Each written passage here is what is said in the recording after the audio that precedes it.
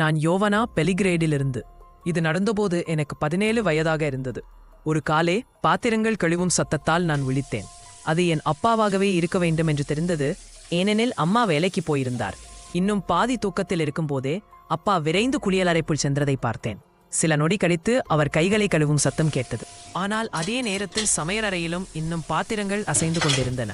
குழப்பத்தில் நான் எழுந்து கதவின் அருகே நின்றேன்.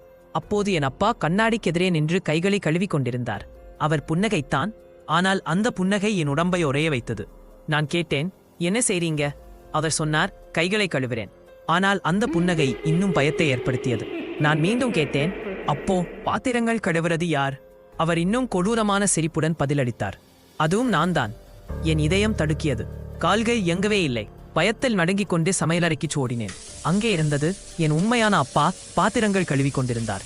நான் எல்லாவற்றையும் அவரிடம் சொன்னேன். ஆனால் அவர் சிரித்துவிட்டு, கனவில் நடந்திருக்கலாம் என்றார். இல்லை, அது கனவு இல்லை. நான் கண்டதை தெரிந்திருக்கிறேன். அன்று என் அப்பாவைப் போல நடிக்க வந்த அந்த ஒன்றை நான் வாழ்நாள் முழுவதும் மறக்க முடியாது.